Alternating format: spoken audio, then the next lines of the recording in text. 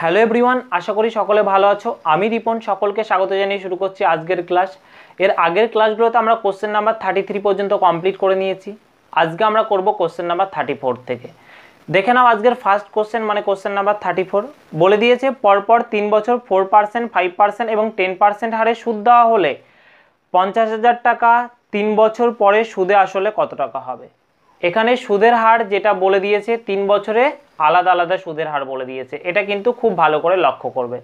বলে দিয়েছে যে প্রথম বছরে 4% হারে সুদ দেওয়া হলে, দ্বিতীয় বছরে 5% হারে এবং তৃতীয় বছরে 10% হারে সুদ দেওয়া হলে কোনো ব্যক্তি 50,000 টাকা ইনভেস্ট করে 3 বছর পরে সে সুদে আসলে কত টাকা ফেরত পাবে, এটা আমায় বের করতে হবে। এর আগের যে অঙ্কগুলো আমরা করছিলাম এর আগের ক্লাসে, সেখানে আমরা দেখেছিলাম যে সুদের হার যেটা সেটা 3 বছর থাক বা 4 বছর থাক বা 5 বছর থাক, সেই 3 বছর 4 বছর 5 বছরই একই ছিল সুদের হারটা। কিন্তু এখানে আমি দেখছি যে 3 বছর এখানে টাইম বলে দিয়েছে আর 3 বছরের সুদের হার 3 রকমের, মানে আলাদা আলাদা। তাহলে এই ক্ষেত্রে আমরা অঙ্কগুলোকে কিভাবে খুব সহজে করতে পারি, দেখো কিভাবে করতে পারি। প্রথমে আমি যে মেথডে করা যায় প্রত্যেকটা মেথডই বলবো, প্রথমে খুব ভালো করে বুঝে নাও। এখানে প্রিন্সিপাল 50,000 টাকা বলে দিয়েছে আর রেট অফ ইন্টারেস্ট প্রথম বছরে 4%, যার ফ্র্যাকশন ভ্যালু 1/25, দ্বিতীয় বছরে 5%, যার ফ্র্যাকশন ভ্যালু 1/20, আর তৃতীয় বছরে বলে দিয়েছে 10%, যার ফ্র্যাকশন ভ্যালু 1/10। আর টাইম বলে দিয়েছে 3 বছর। এখানে রেট অফ ইন্টারেস্ট দেখেই বুঝতে পারছো আমাকে বের করতে হবে 3 বছর পরের সুদ আসল। তাহলে প্রথমেই আমি যে মেথডটা বলবো সেটা হলো ট্রি মেথড। এর আগের অঙ্কগুলোতে আমরা করেছি ট্রি মেথড কিভাবে অ্যাপ্লাই করতে হয় শিখে নিয়েছি, সেই ট্রি মেথডটাই আমি বলবো। ট্রি মেথডে আমরা কি করছিলাম, প্রিন্সিপালকে ধরে নিচ্ছিলাম কার রেসপেক্টে, এই যে রেট অফ ইন্টারেস্টের রেসপেক্টে। যে রেট অফ ইন্টারেস্টের হরে ফ্র্যাকশন ভ্যালুর হরে যেটা ছিল সেটার পাওয়ার করছিলাম এই টাইম যেটা থাকছিল, মানে এখানে টাইম যদি 3 থাকতো আর এখানে যদি 25 থাকতো তাহলে 25^3। কিন্তু এখানে রেট অফ ইন্টারেস্ট 3 বছরের 3 রকম হওয়ার জন্য দেখো ফ্র্যাকশন ভ্যালু 3টে হয়েছে। তাহলে তুমি কোনটাকে ধরবে বা কিভাবে ধরবে খুব ভালো করে লক্ষ্য করো কিভাবে ধরবো। এখানে যেহেতু 3টে ফ্র্যাকশন ভ্যালু হয়েছে তাই 3টে ফ্র্যাকশন ভ্যালুরই হরকে নিয়ে নেবো, ব্যাস তাহলে আমাদের প্রিন্সিপাল হয়ে যাবে ধরা। 25 প্রথম ফ্র্যাকশন ভ্যালুর হরে রয়েছে 25, দ্বিতীয়টার 20 আর তৃতীয়টার 10। তাহলে 25 × 20 × 10 যদি করি তাহলে আমাদের হয়ে যাবে 5,000। 5,000 হয়ে যাবে আমাদের প্রিন্সিপাল। তাহলে 5,000 প্রিন্সিপাল, কিন্তু অরিজিনাল প্রিন্সিপাল কিন্তু 50,000 আর আমি যেটা ধরে নিলাম সেটা কিন্তু 5,000, এটা কিন্তু খেয়াল রাখবে। এবারে আমরা কি করব, দেখো 5,000 টাকা তাহলে আমরা প্রিন্সিপাল ধরে নিলাম। এই 5,000 টাকা থেকে কি করলো, প্রথম বছরে 4% হারে সুদ পাবে, মানে কি 1/25 সুদ পাবে। এটা হলো প্রথম বছরে, 1 নম্বর বছরে। দ্বিতীয় বছরে এই 5,000 থেকে দ্বিতীয় বছরে কত সুদ পাবে, 5%, মানে 1/20 সুদ পাবে। আর তৃতীয় বছরে এই 5,000-এর থেকে কত পার্সেন্ট সুদ পাবে, 10%, মানে 1/10 সুদ হিসেবে পাবে। তাহলে বের করি, এটা হলো 3 নাম্বার বছরের। দেখো 5,000-এর 1/25 বের করি প্রথমেই। 5,000-এর যদি 1/25 বের করি তাহলে 25 দুগুণে 50, মানে 200 হয়ে যাবে। তাহলে প্রথম বছরে সে যদি 5,000 টাকা প্রিন্সিপাল ইনভেস্ট করে সেখান থেকে 200 ইউনিট সুদ হিসেবে পাবে, তাই তো। এবার দ্বিতীয় বছরের ঘটনা কি হচ্ছিল, আমরা আগের ক্ষেত্রে কি করছিলাম, যেহেতু রেট অফ ইন্টারেস্ট সেম ছিল তাহলে আমরা জানলাম যে এখানে 200 হলো মানে বাকি দুটোও 200 হবে, এটা আমি বলে দিয়েছিলাম। আমি একবার লিখি, এখানে যদি এ হয় এখানেও এ হবে, এখানেও এ হবে, এখানে যদি বি হয় এখানে 2B হবে আর এখানে সি হবে, এটা বলেছিলাম তো। এটা তখনই কিন্তু অ্যাপ্লাই হবে যখন রেট অফ ইন্টারেস্ট সেম, কিন্তু এখানে তো রেট অফ ইন্টারেস্ট আলাদা, এখানে কিন্তু এইগুলো এই অনুসারে বসালে মান হবে না। এখানে কিভাবে প্রত্যেকবার আলাদা আলাদা ক্যালকুলেশন করে বসাতে হবে। দ্বিতীয় বছরে দেখো সুদের হার যেহেতু 5% আর 5%-এর ফ্র্যাকশন ভ্যালু 1/20, তাহলে দ্বিতীয় বছরে যে 5,000 টাকা ইনভেস্ট করেছি তার 1/20 সুদ হিসেবে পাবো। তাহলে 5,000-এর 1/20, আর 5,000-এর 1/20 যদি করি দেখো কত হয়ে যাবে, 20 দুগুণে 40, মানে 10 বাঁচবে। তারপর 10 যদি বাঁচে 5 20 100, মানে 250 হয়ে যাবে। 5,000-এর 5%, মানে 250। 5,000-এর যেমন 5% পেলো, একই রকমভাবে প্রথম বছরে যে 200 ইউনিট সুদ হিসেবে পেয়েছে তারও তো আবার 5% পাবে, তাই না। তাহলে এরও আবার 5% সুদ হিসেবে পাবে, মানে 1/20 এরও পাবে। আর এর যদি 1/20 পেতে চাই তাহলে এর 1/20, মানে 200 এর 1/20, মানে 5%, তাহলে কত হয়ে যাবে, 200 এর 5%, মানে 10 ইউনিট। 10 ইউনিট পাবে আরও। এবার যদি তৃতীয় বছরেরটা বের করি একই রকমভাবে, তাহলে তৃতীয় বছরে এই যে 5,000 এর 10%, মানে 1/10। 5000-এর 10% যদি বের করি 1/10, তাহলে দেখো 500 হয়ে যাবে, 500। তারপর এখানে কি করব, এখানে এই যে প্রথম বছরের যে 200 ইউনিট এবং দ্বিতীয় বছরের 250 ইউনিট, তাহলে মোট 550 ইউনিট। এই 550 ইউনিটের মানে 550 ইউনিট, এই 5 এটা হলো 450 ইউনিট। 450 ইউনিট এর আবার কত পার্সেন্ট পাবে, এর আবার 10% পাবে, আর এর 10% মানে 1/10। আর 450 ইউনিটের 1/10 মানে কি হয়ে যাবে, 45। তাহলে এটা হয়ে যাবে কত, 45। দেখো এখানে লিখে রাখি, তাহলে এটা হয়ে যাবে 45। তাহলে এখানে আরও 45 ইউনিট পেলো। এবং এই যে এখানে এই যে 10 ইউনিট, এরও তো 10% পাবে, তাই না? দ্বিতীয় বছরের এই যে 10 ইউনিট, এরও 10%, যেটা এখানে বসবে। তাহলে এই 10 ইউনিটের 10% যদি করি, তাহলে বুঝতে পারছো 1 ইউনিট হয়ে যাবে। 10-এর 10% মানে 1 ইউনিট। তাহলে দেখো এই টোটালটা যদি যোগ করি, তাহলে আমাদের কম্পাউন্ড ইন্টারেস্ট কত ইউনিট পেলাম সেটা বেরিয়ে যাবে। তাহলে টোটালটা যোগ করি, তাহলে আমাদের কম্পাউন্ড ইন্টারেস্ট কত ইউনিট হলো, এখানে 200 আর 200, 450 আর 500, তার মানে 950। এটা হয়ে যাবে 950 আর 45, 55 আর 56, 950 আর 56 মানে 1006 ইউনিট। 1006 ইউনিট সুদ হিসেবে পেলো, মানে কম্পাউন্ড ইন্টারেস্ট হিসেবে পেলো। এবারে আমরা ভ্যালুটা কিভাবে বের করব, আমার প্রিন্সিপাল আমি ধরে নিয়েছি কত ইউনিট, এই যে 5000 ইউনিট, কিন্তু অরিজিনালি প্রিন্সিপাল কত, 50000। তাহলে আমরা বুঝতে পারছি যে 5000 ইউনিট, 5000 ইউনিটের ভ্যালুই হলো 50,000 টাকা, তাই তো? তাহলে এখান থেকে যদি 1 ইউনিটের ভ্যালু বের করতে চাই, এখান থেকে যদি 1 ইউনিটের ভ্যালু করতে চাই, তাহলে 1 ইউনিটের ভ্যালু কি হয়ে যাবে বলো, এখানে 3টে শূন্য ক্যান্সেল করলাম, 5 দিয়ে এটাকে করলে মানে 10 টাকা। 1 ইউনিটের ভ্যালু যদি 10 টাকা হয়ে যায়, 1 ইউনিটের ভ্যালু যদি 10 টাকা হয়ে যায়, আমাকে বের করতে হবে কত, 1006 ইউনিটের ভ্যালু। তাহলে 1006 ইউনিটের ভ্যালু হয়ে যাবে কত, 1000, এই যে 1006 × 10, তার মানে 10,060 হয়ে যাবে, 10,060 টাকা। তাহলে 1006 ইউনিটের ভ্যালু হয়ে গেল 10,060 টাকা। আর আমার প্রিন্সিপাল কত, অরিজিনাল 10,060 টাকা। আর অরিজিনাল প্রিন্সিপাল কত, অরিজিনাল প্রিন্সিপাল হলো 50,000 টাকা। তাহলে আমার অ্যামাউন্ট অর্থাৎ সুদ আসল সহ অ্যামাউন্ট কত হয়ে যাবে, তাহলে দেখো সুদ আসল সহ আমার অ্যামাউন্ট হয়ে যাবে 50,000, 50,000 যোগ 10,060, তাহলে হয়ে যাবে দেখো 60,000, 60,060 টাকা, যেটা আমাদের অ্যান্সার হয়ে যাবে। যেটা দেখো কোন অপশনে অ্যান্সার রয়েছে আমাদের সঠিক অ্যান্সারটা, আমাদের সঠিক অ্যান্সার রয়েছে 60,060, মানে অপশন এ হয়ে যাবে আমাদের সঠিক অ্যান্সার, অপশন এ হয়ে যাবে আমাদের সঠিক অ্যান্সার। বোঝা গেল কিভাবে ট্রি মেথড করলাম। এই মেথড তো আমরা এর আগেই শিখে নিয়েছি, ট্রি মেথড। এবারে দেখো যেটা আমি বলবো খুব গুরুত্বপূর্ণ মেথড, খুব ভালো করে লক্ষ্য করো। আমি টোটাল বিষয়টা মুছে দিলাম, বুঝতে পেরেছো কিভাবে বের করলাম অ্যামাউন্টটা। এটা আমার বেরোলো কি অ্যামাউন্ট, মানে 3 বছর পরে সুদ আসল সহ অ্যামাউন্ট। এবারে দেখো দ্বিতীয় পদ্ধতিটা দেখে নাও, কিভাবে আমরা দ্বিতীয় পদ্ধতিতে বের করি। আর দ্বিতীয় পদ্ধতিটা একদম ফর্মুলা বেস। এবারে দেখে নাও এর দ্বিতীয় মেথড, যেটা আমি খুবই ইজিভাবে বলবো, খুব ভালো করে লক্ষ্য করবে যে কিভাবে আমি বলছি। আমি বের করব 3 বছর পরের অ্যামাউন্ট, মানে সুদ আসল সহ টাকার পরিমাণ, তাই তো?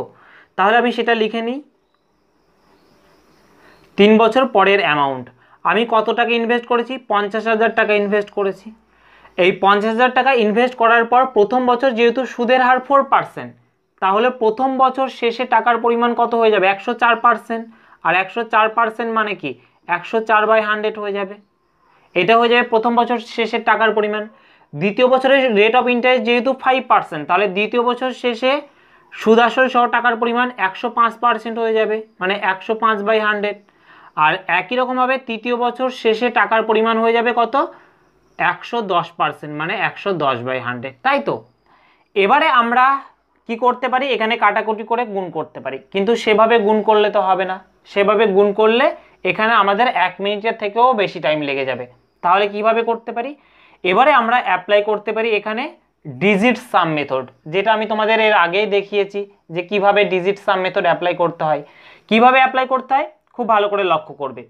এখানে নিচে যেহেতু 100 রয়েছে, নিচে যেহেতু 100 রয়েছে প্রত্যেকটা শেষেই, তার মানে এই হরের ডিজিট সাম হয়ে যাবে 1, আর নিচে 1 থাকাও যা না থাকাও তাই, তাহলে এই 1-এর ভ্যালু আসবে না ডিজিট সামের ক্ষেত্রে, যেটা তোমরা আগেই দেখে নিয়েছো। এবারে আমরা চলে আসি উপরে লবের ক্ষেত্রে। লবে এখানে 5 রয়েছে, এখানেও 5 হচ্ছে। কিভাবে ডিজিট সাম করছে, এই যে 1 আর 4 এই দুটো যদি যোগ করি, যোগ করে সিঙ্গেল ডিজিটে যদি কনভার্ট করি, তাহলে এখানে হয়ে যাচ্ছে কত, এখানে হয়ে যাচ্ছে 5। একই রকমভাবে 5 আর 1 যদি করি, তাহলে এখানে ডিজিট সাম হয়ে যাচ্ছে 6, আর এখানে 1 আর 1 যদি করি, মানে টোটালটা ডিজিট সাম হয়ে যাচ্ছে 2। এবারে কি করব, যেহেতু মাঝে গুণ চিহ্ন আছে, তাহলে 5 5 25, এই দুটো যদি গুণ করি তাহলে 5 5 25, আর 25 এই যে 2 5, আর 2 5 মানে কি, আবার এটাকে সিঙ্গেল অলওয়েজ সিঙ্গেল ডিজিটে কনভার্ট করবে। 2 5 মানে আবার 7 হয়ে যাচ্ছে, এই 7-এর আবার গুণ করবে পরেরটার সঙ্গে, মানে 6-এর সঙ্গে, যেহেতু পরে 6 রয়েছে, তাহলে 7 আর 6 যদি গুণ করি, তাহলে 6 7 42, আর 42 মানে আবার 6 হয়ে যাচ্ছে, তাই তো। 4 আর 2 করলে আবার 6 হয়ে যাচ্ছে, মানে সিঙ্গেল ডিজিটে কনভার্ট করলে এই 6-এর গুণ করবে আবার 2-এর সঙ্গে, আর এই 6 আর 2 যদি গুণ করো, তাহলে 6 দুগুণে 12, আর 12 মানে হলো কি, 12 মানে 3। তাহলে আমাদের অ্যান্সার হবে সেই অপশনটা যে অপশনের সিঙ্গেল ডিজিট মান হচ্ছে 3, যে অপশনটার ডিজিট সাম হচ্ছে 3। আর নিচের 100গুলোকে কেন বাদ দিয়ে দিলাম, কারণ এখানে আসলে 3, উপরে 3 হলো তো ডিজিট সাম, আর নিচে 1 হচ্ছে, আর কোনো সংখ্যার নিচে কিছু নেই মানেই তো 1, তাই তো। তার জন্য আমাদের 1 ক্যালকুলেশনে আসে না এই ডিজিট সামের ক্ষেত্রে, তার জন্য নিচের 100গুলো আমি ক্যালকুলেশনে আনিনি। তাহলে আমি বুঝতে পারছি যে আমার যে অপশনটা অ্যান্সার হবে, সেই অপশনটার ডিজিট সাম হতে হবে 3, তাই তো। তাহলে আমি এবার অপশনগুলো দেখব, অপশনগুলোকে কাজে লাগাবো যে কোন অপশনটার ডিজিট সাম 3 হচ্ছে। প্রথম অপশনটা নাও, 6 আর 6 যদি এই এই এখানে যতগুলো ডিজিট আছে এইগুলো তো 0, তাহলে 0গুলো তো ক্যালকুলেশনে আসবে না, কারণ 0 তো যোগ করলে সেটাই থাকবে। তাহলে 6 আর 6 12, আর 12 মানে বুঝতে পারছো সিঙ্গেল ডিজিট হলো 3, এর সিঙ্গেল ডিজিট মান মানে এর ডিজিট সাম মান হয়ে যাবে 3। এখানে যদি করি দেখো, 6 আর 6 12, 12 আর 5 যদি 12 মানে 3, আর 3 আর 5 8, তাহলে এর যদি করো ডিজিট সাম, তাহলে এর ডিজিট সাম হয়ে যাবে 8। এর কত হলো ডিজিট সাম, এর হলো 3, তাই তো। পাশে লিখে রাখি এর ডিজিট সাম কত হবে, এখানে 8 8 16, 16 মানে 6 আর 1 7, 7 আর 6 মানে 13, আর 13 মানে হয়ে যাবে 1 আর 3 4, মানে এর ডিজিট সাম হয়ে যাবে 4। আচ্ছা, এই অংশটার ডিজিট সাম 9 হলে সেটা বাদ, এখানে যদি দিই এই অংশটার ডিজিট সাম হয়ে যাবে 5। কিভাবে, 9 হলে সেটাকে 0 হিসেবে ক্যালকুলেশন করতে হবে, এটা প্রত্যেকেই জানো। 8 আর 6 যদি করি 15, 8 আর 6 14, আর 14 মানে 4 আর 1 5, আর 5, তার মানে এই অপশনটার ডিজিট সাম হয়ে যাচ্ছে 5। তাহলে দেখো এরকম একটাই অপশন পেয়েছি, অপশন এ, যার ডিজিট সাম হচ্ছে কত 3। আমি তো এটাই বের করলাম যে আমাদের অ্যান্সার হবে সেটা, যে অপশনটার ডিজিট সাম 3 হচ্ছে। তাহলে এই অনুসারে আমাদের অ্যান্সার হয়ে যাচ্ছে অপশন এ, মানে কত 60,060, এইটা 60,060 টাকা হয়ে যাচ্ছে আমাদের অ্যান্সার। বুঝতে পারলে? আর তুমি যদি এই ডিজিট সাম মেথড যদি না অ্যাপ্লাই করো, তাহলে কিন্তু তোমাকে কি করতে হবে, এই টোটালটা কাটাকুটি করতে হবে, তারপর গুণ করতে হবে। বুঝতে পারছো কতটা টাইম সাপেক্ষ ব্যাপার, তাই তোমাদের অ্যাপ্লাই করতে হবে ডিজিট সাম মেথড। ক্লিয়ার হলো বিষয়টা কিভাবে করলাম? যদি ডিজিট সাম সম্পর্কে কোনো কনফিউশন থাকে, তাহলে দেখো আমি ডিজিট সামের আলাদা করে ক্লাস করিয়ে দিয়েছি, সেখান থেকে তোমরা দেখে নাও পুরো ক্লাসটা।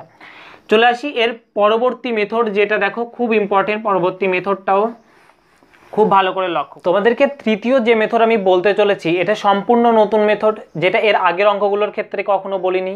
এমনটি নয় যে আগের অঙ্কগুলোর ক্ষেত্রে অ্যাপ্লাই করা যাবে না, আগের অঙ্কগুলোর ক্ষেত্রেও অ্যাপ্লাই করা যেত, যেটা আমি 34 নাম্বারের মধ্যে দিয়ে বলে দিচ্ছি। খুব ভালো করে লক্ষ্য করো, খুব গুরুত্বপূর্ণ মেথড। কি মেথড? Effective method. কন্ডিশনটা কি খুব ভালো করে লক্ষ্য করবে।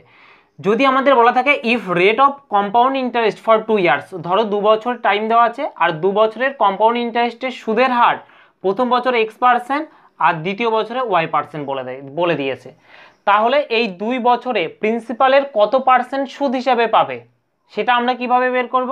এ দেখো, ফাইনাল রেট অফ 2 ইয়ার্স মানে 2 বছরে প্রিন্সিপালের কত পার্সেন্ট সুদ হিসেবে পাবে সেটা আমরা বের করব। তার শর্টকাট হলো এইটা, x plus y plus x y by 100। এটা তোমরা যখন পার্সেন্টেজের অঙ্ক করো তখনই এই ফর্মুলাটা শিখে নিয়েছো আশা করি প্রত্যেকেই। কখন কোন কোন অঙ্কের ক্ষেত্রে অ্যাপ্লাই হয়? আমাদের এই টাইপের অঙ্কের ক্ষেত্রে অ্যাপ্লাই হয়। ধরো আমাদের একটা রেক্ট্যাঙ্গেল যার দৈর্ঘ্যকে 20% বাড়ানো হলো এবং প্রস্থকে 10% বাড়ানো হলো, তাহলে এর এরিয়ার পরিবর্তন কি হলো মোটের উপরে, এই টাইপের অঙ্ক।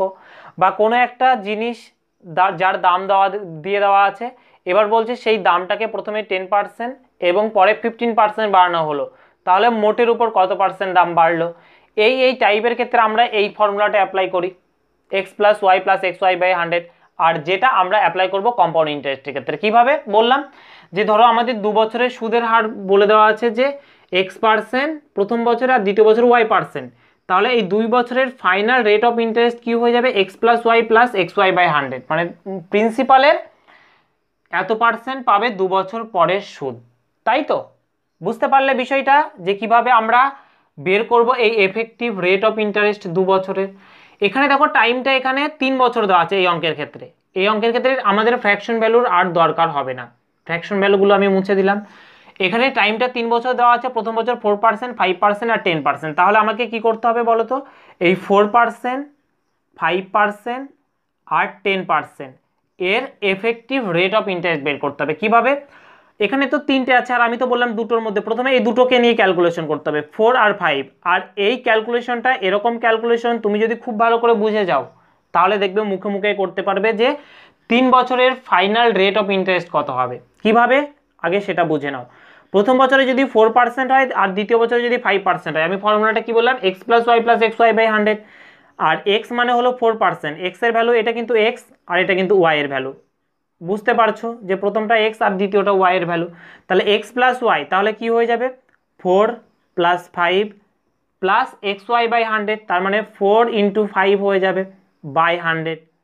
তাই তো, তাহলে 4 প্লাস 5 যদি করো তাহলে এখানে 4 প্লাস 5 মানে 9, 9 প্লাস এখানে দেখো 4 5 20, 20 বাই 100। আর 20 বাই 100 মানে কি, এখানে নিচে 100-এর যেহেতু দুটো শূন্য আছে তাহলে ডান দিক থেকে 2 ঘর আগে দশমিক হবে, তার মানে 0.20। তাই হবে তো, তাহলে এটাকে যদি করো তাহলে 9.20 হবে। আর এই ক্যালকুলেশন কি এইভাবে করতে হবে, আমি যেভাবে করলাম এইভাবে করতে হবে? মোটেও না। কিভাবে করবে, 4%, 5%, তাহলে তোমার মাইন্ডেই রয়েছে, প্রত্যেকেরই মাইন্ডের মধ্যে এটা গেঁথে রয়েছে যে এক্স প্লাস ওয়াই বাই 100, যেটা আগেই শিখে নিয়েছো, আমাকে শেখাতে হয়নি কিন্তু। তাহলে এখানে যদি এক্স প্লাস ওয়াই বাই 100 করো, তাহলে এক্স প্লাস ওয়াই মানে 4 প্লাস 5 9, বুঝতে পারছো। আর এক্স ওয়াই মানে 4 5 20, তাহলে 20 বাই 100। আর 20 বাই 100 মানে কি, 20 বাই 100 মানে 0.20, তার মানে 9.20। যেটা তুমি মুখে মুখেই করতে পারবে, এইটুকু একদম করতে হবে না। হবে কি, হবে না। এবারে যেটা বেরোলো এই দুটো, মানে এই 4 আর 5 দিয়ে বেরোলো 9.20%, এটা তো 2 বছরের। নেক্সট এটার সঙ্গে ক্যালকুলেশন করবে, দেখো আমি বলি, এই যে 9.20 বেরোলো এটা হলো এই 2 বছর পরের। আর এর সঙ্গে ক্যালকুলেশন করবে এই যে পরে যে তৃতীয় বছরে যে 10% আছে সেটাকে নিয়ে। এবারে এই দুটোর মধ্যে ক্যালকুলেশন করবে একই রকমভাবে, এটাকে এক্স ধরবে আর এটাকে ওয়াই ধরবে, আর সেম ফর্মুলা অ্যাপ্লাই করবে x plus y plus x y by 100। মানে যখন আমাদের যদি 2 বছর থাকতো তাহলে আমাদের একবার ক্যালকুলেশন করেই হতো, 3 বছর থাকলে আমাদের দুবার ক্যালকুলেশন করতে হবে, আর 4 বছর থাকলে আমাদের 3বার ক্যালকুলেশন করতে হবে। বিষয়টা খেয়াল রাখবে। তাহলে আমরা দুবার ক্যালকুলেশন করবো, প্রথমটা এক্স আর দ্বিতীয়টা যদি ওয়াই ধরি। দেখো একই রকমভাবে এখানে আমরা মুখে মুখে করার চেষ্টা করি, আর মুখে মুখে করা যাবে কি না সেটা নিজেরাই দেখে নাও। এখানে যদি 10 আর এটা যদি যোগ করি তাহলে 19.20 হবে, 19.20 হবে তো। 19.20 যদি হয় তারপরে কি হবে, 10 ইন্টু এটা হবে। প্রথমবার আমি দেখি করেই দেখাই তাহলে ভালো বুঝতে পারবে। প্রথমবারে কি হবে, 9.20 প্লাস 10 মানে এক্স প্লাস ওয়াই, যেটা করলাম। নেক্সট কি হবে, x plus y plus x y by 100, তাহলে 9.20 ইন্টু 10 বাই 100, তাই হবে তো। এবারে দেখো করছি, এবারে যদি করি এখানে একটা শূন্য প্রথমেই কেটে দিলাম, বা নাও কাটতে পারি, এখানে না কাটলেও হতো।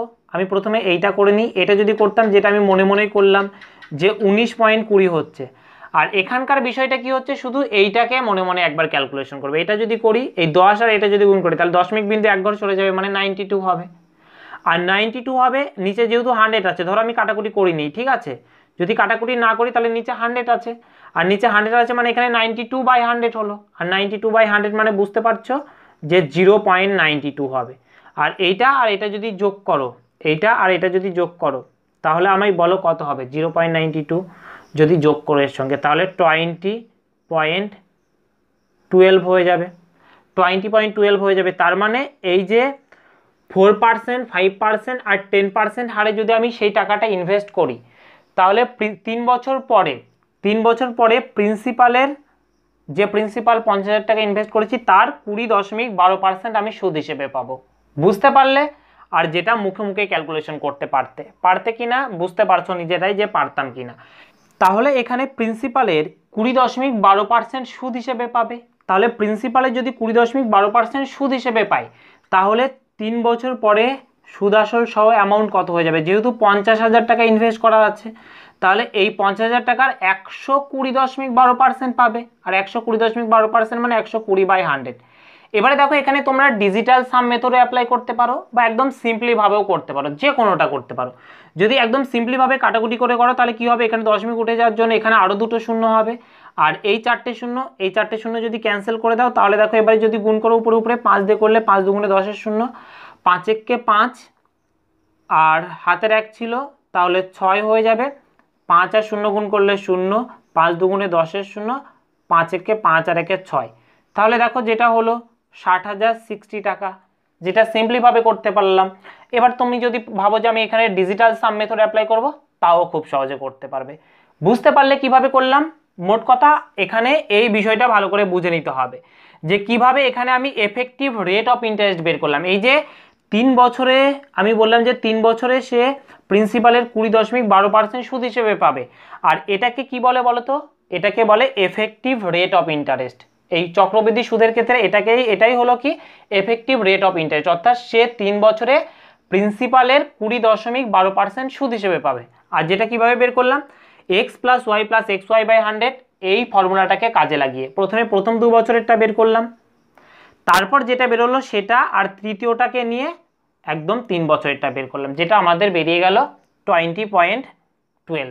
ক্লিয়ার হলো বিষয়টা? চলে আসো পরবর্তী নেক্সট কোশ্চেন নাম্বার 35। বলে দিয়েছে একটি শেয়ারের দাম প্রথম বছরে 10% হারে বৃদ্ধি এবং তারপর 2 বছর যথাক্রমে 5% ও 4% হারে হ্রাস পায়। যে শেয়ারের বর্তমান দাম 10,000 টাকা 3 বছর পর কত টাকা দাম হবে এটা আমাকে বের করতে বলেছে। প্রথম বছর 10% বাড়ে এবং পরের 2 বছরে 5% এবং 4% হারে কমে যায়। আর আমাকে এটা বের করতে হবে যে তাহলে 10,000 টাকা দামের শেয়ার 3 বছর পরে কত দাম হবে। কিভাবে করব? এর প্রত্যেকটা মেথডই আমরা এর আগের অঙ্কের মধ্যে দিয়ে দেখে নিলাম যে আমাদের যদি 3 বছরের রেট অফ ইন্টারেস্ট আলাদা আলাদা হয়, এখানে শেয়ার দিয়ে বলেছে ঠিকই কিন্তু আমাদের হবে কি সেই কম্পাউন্ড ইন্টারেস্টের ফর্মুলাতে। তাহলে আমরা কিভাবে করব দেখো প্রথমে আমি বলি দ্বিতীয় যে পদ্ধতি আমি তোমাদেরকে বলেছিলাম সেই পদ্ধতিটা বলি, যে 3 বছর পরের অ্যামাউন্ট অর্থাৎ সুদ আসল সহ আমাদের টাকার পরিমাণ কি হয়ে যাবে। কিভাবে বলেছিলাম, সে 10,000 টাকা দামের শেয়ার তার, এবার প্রথম বছরে 10% বেড়ে গেল, তাহলে 10% বেড়ে গেল মানে টাকাটার পরিমাণ কত হয়ে গেল, 110% হয়ে গেল। আর 110% মানে কি 110/100। দ্বিতীয় বছরে 5% কমে গেল মানে কত হয়ে গেল, 95% হয়ে গেল, তাহলে 95/100। আর তৃতীয় বছরে 4% কমে গেল মানে কত পার্সেন্ট হয়ে গেল, 96%।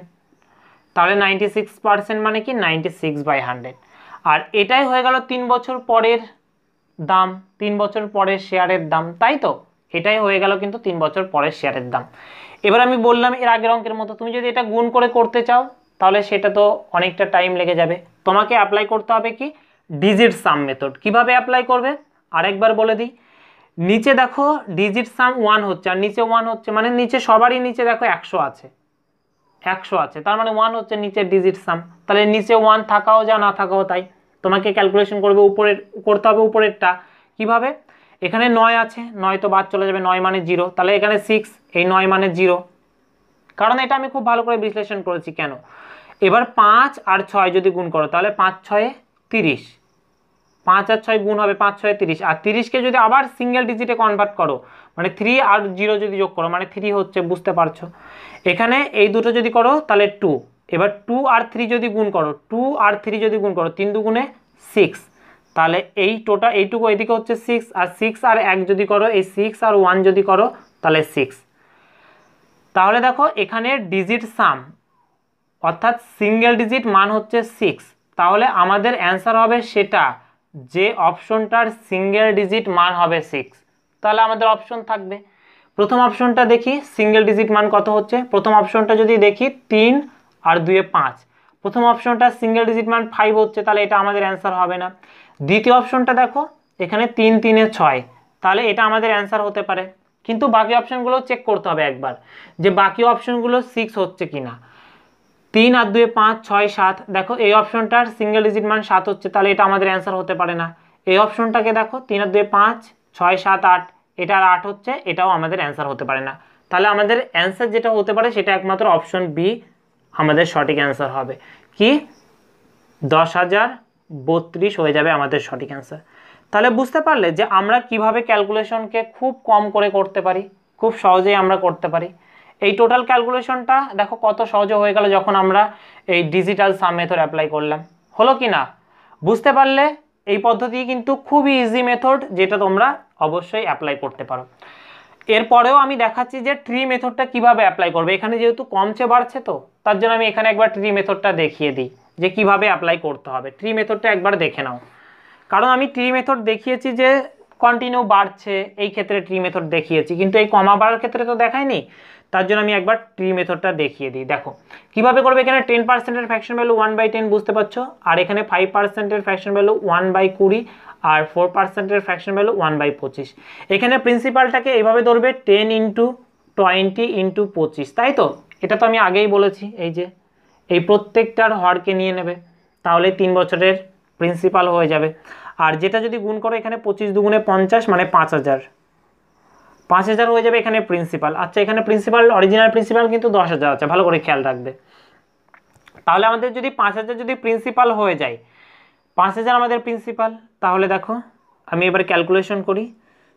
এখানে আমি প্রিন্সিপালটাকে 10,000ও করে নিতে পারি, কারণ 10,000টা কি 5000-এরই গুণিতকে আছে আর খুব কাছাকাছি, তাহলে এটা 10,000 করে নিলেও খুব সহজে করতে পারি, বা 5000 ধরেও করতে পারি, যে কোনোটা করতে পারি।